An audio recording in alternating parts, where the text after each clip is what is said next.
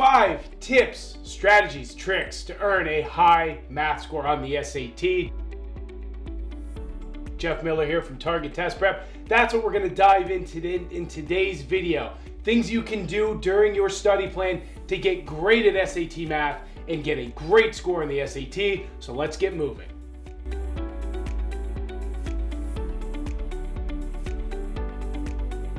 Tip number 1, you got to know the exam. This is when you're first starting out. Can you just dive in full force into your SAT prep? No, you cannot. You got to get some knowledge down about some basics of the exam. What math is tested on the SAT? Do you realize that quadratics are tested? Functions, statistics, etc. Then start to understand how the questions are tested. Do some practice questions, either within the course you're using or maybe do some official SAT questions from College Board just to get a feel for them. And then once you have all that down and you feel like you have a good handle on what's being tested, how it's being tested, you jump in, you take the first practice exam. I say it all the time. You take it so you get a baseline score. Even if you took the PSAT a year ago, take the practice test, get your baseline score, and then of course compare it to the score you think you need for your desired schools. And in that way, you say, I'm starting here, I'm going here, and that's going to lead you on the right path to setting up the study plan you need, understanding your timeline, and feeling organized throughout the process.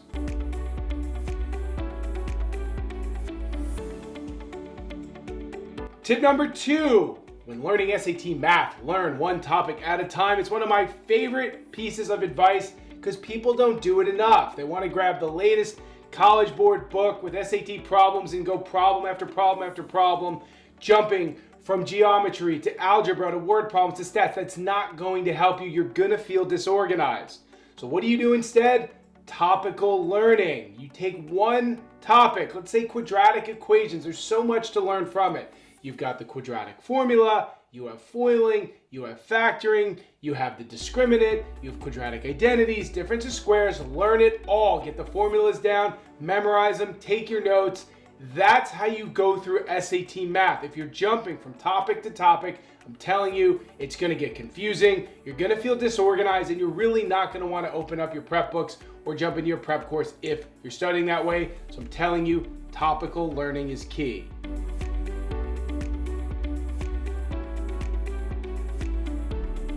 Tip number 3, since we already talked about topical learning, now it's about topical practice, or in other words, practicing what you've learned.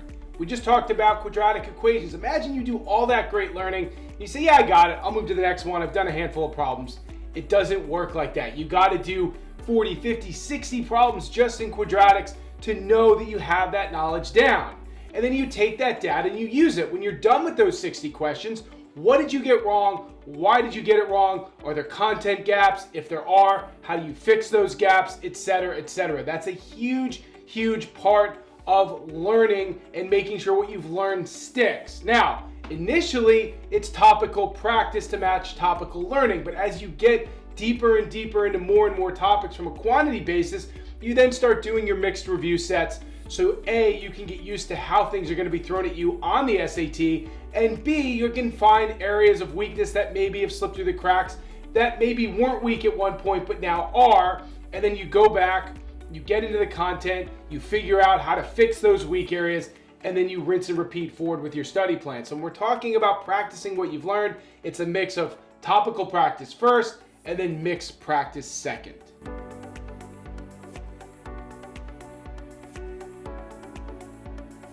Tip number 4, don't forget about your practice exams. Yeah, that's right. At the end of your studying, you have to take a lot of practice exams to get yourself ready for test day. So the way that we talk about doing your SAT studying is take that first practice exam, like we said, get into what's called the learning phase of your prep. That's all the topical learning, topical practice, mixed sets. Then when that's all done and you feel like you have everything mastered, you jump into taking the SAT practice exams. That should lead you into test day. Now, that College Board offers a lot of them, so you may not get through every practice exam, but if you can do 4 or 5 and take them strategically, space them out, take them in one sitting, that's going to be very helpful for you because that's going to put you in a position where A, you're seeing that you're getting close to your score goal, hopefully at it or exceeding it, and B, getting yourself used to the rigors and the mentality you need to get through an exam on the day of your SAT.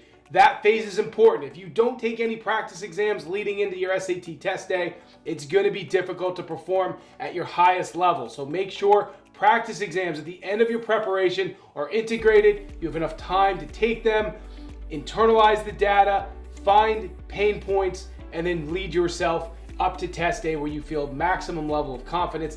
That's going to help you succeed on your SAT.